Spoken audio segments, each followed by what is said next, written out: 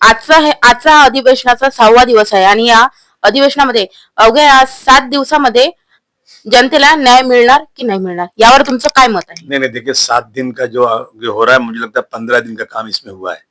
बहुत सारे सवालात उठाए गए हैं। अब उसमें कितना इम्प्लीमेंट होता है, क्या होता है, लेकिन मैं समझता हूँ सारे आमदारों ने और हमारे स्पीकर साहब ने बहुत मेहनत कर 2-2 बजे रात तक हाउस चला है और हम लोगों ने अपने अपने सवालात उठाए हैं। परंतु क्या है ना कि जो ये कानून जो बनता है यहाँ ना, वो मेजोरिटी पे बनता है। किसके पास सर ज्यादा गिना जाता है उसकी बात सुनी जाती है। सवालात उठाए जाएंगे, देखते हैं क्या होता है। आता तुम्ही पाहू शकता ऑनलाईन वर काही फ्रॉड चालू आहेत, जसं लव जिहाद झाले आणि अनेक असे प्रश्न आहेत जे जातीभेदीवर आपल्याला पाहायला मिळतात आणि त्यामुळे समाजामध्ये अतिशय वाईट परिणाम होत आहे आणि खरं तर युवा वर्ग हा अतिशय मागासलेला आहे आणि दादागिरीच्या मार्गाने लागलेला आहे. यावर तुम्ही तुमचं मत काय मानाल आणि युवा वर्गाला काय असं हेल्पफुल असा मेसेज देणार? नहीं, ये जो ऑनलाइन फ्रॉड हो रहा है इस पर मैंने कल ही बात किया है। ऑनलाइन फ्रॉड बहुत हो रहा है। इसके ऊपर जो हमारी जो साइबर क्राइम है, जो ऑफिसर्स हैं, उनको बहुत सख्ती के साथ काम करने की जरूरत है, वरना भोले भाले लोग जो फंस जाते हैं इसमें और उनका बहुत बड़ा फ्रॉड होता है। इस पे और सरकार को थोड़ा सा बहुत ही मजबूती के साथ जो पुलिस है इसको काम करने की जरूरत है। जहां तक ये लव जिहाद, ये सब कोई चीज ही नहीं है, सब बेवकूफ बनाने की बात है। कोई लव जिहाद नाम की कोई चीज नहीं है। कोई संगठन ऐसा नहीं जो लव जिहाद, यहाँ तो लैंड जिहाद, अगर कब्रिस्तान के लिए कोई जमीन मांगेंगे तो लैंड जिहाद हो गई, कहीं वोट नहीं मिला तो वोट जिहाद हो गया। ये सब फालतू बातें। जिहाद लफ्ज जो है ना, बहुत ही रिस्पेक्टेड है। जिहाद मीन स्ट्रगल। आदमी जो है, जिहाद का मतलब स्ट्रगल करना है। मैं अपने आप के खिलाफ जिहाद कर रहा हूँ, अच्छाई की तरफ जाने के लिए, जुल्म के खिलाफ आवाज उठाना जिहाद है। या ये लोग जिहाद पे कई 100 किताबें लिखी हुई हैं, ये जबरदस्ती जिहाद का नाम लेते हैं। अगर कोई मुस्लिम लड़के ने हिंदू से शादी कर लिया तो अपनी मौत को दावत दे दिया उसने, और किसी हिंदू लड़के ने मुस्लिम शादी कर लिया तो उसको कई लाख रुपए मिल जाएंगे।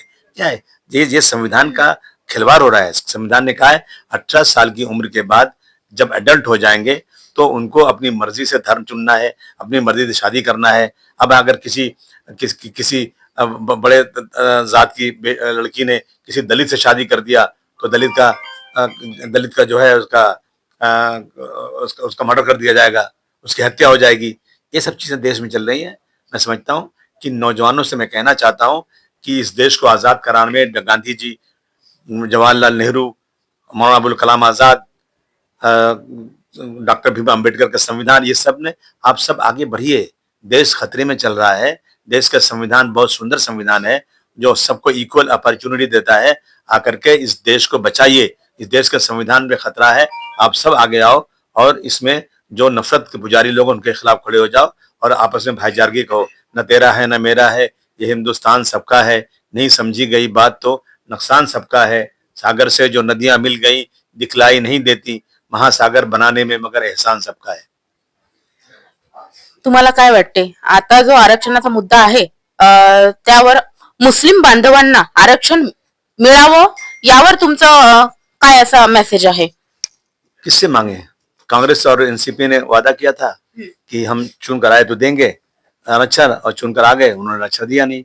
बीजेपी कहती है हम देंगे नहीं, हम धर्म के नाम मांगते ही नहीं है।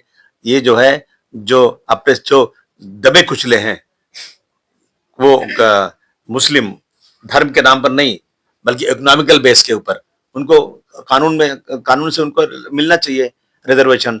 जब जब राजेंद्र सच्चर साहब जो सुप्रीम कोर्ट के जज थे, रंगनाथ मिश्रा साहब सुप्रीम कोर्ट के जज थे, उसका अब रहमान कमेटी जो आईएएस अफसर थे, इन सब ने, ये सब पढ़े लिखे लोग हैं, ये सब जानते हैं कानून। इन्होंने कहा कि मुसलमानों को 10% रिजर्वेशन दिया जाए, परंतु आज तक नहीं मिला। ऐसा लगता है कि मुसलमान इस देश में आज जो है उसकी कोई इज्जत नहीं है। मुसलमान होना गुनाह हो गया है। यावरून एक असा प्रश्न मला उद्भवला की जे मदरसा आहेत त्यामध्ये बरेचशा ठिकाणी जे खेडे विभागातले असतात तिथे योग्य अशी विकास कामे झालेली नाहीत. त्याकरिता गव्हर्नमेंटनी योग्य अशी तरतूद करायला पाहिजे.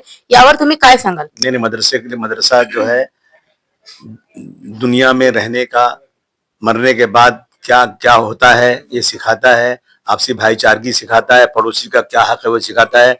मदरसा इंसानियत सिखाता है। मदरसे में कोई गलत काम नहीं होता है। मदरसा आतंकवाद के खिलाफ है। ये जबरदस्ती, क्योंकि मुसलमान मदरसे में पढ़ता है, ये लोग मुसलमान को जबरदस्ती बदनाम करें। मदरसा यतीम बच्चों को गांव से उठाता है, नहलाता, धुलाता, कपड़े देता है, खाना खिलाता है, 1 रुपया लेता नहीं। सब लोगों से ज़कात की रकम जमा करके उसको बढ़ाता है। उसको मदद करने के बजाय ये मुस्लिम होने की वजह से इसको बदनाम कर रहे हैं और कुछ नहीं। सर एक शेवटचा प्रश्न, शिक्षणाचं आजकाल आता व्यावसायीकरण झालेलं आहे, यावर तुम्ही काय सांगाल? शिक्षण फ्री होना चाहिए और सबके लिए होना चाहिए, इक्वल होना चाहिए। जहां महारानी का बेटा पढ़े वहीं मेतरानी का बेटा भी पढ़ना चाहिए, ये कानून होना चाहिए। धन्यवाद सर. सर जुळून रहा लोकनजर चॅनल करिता श्रद्धा मस्केसह मुकेश डोके, नागपूर.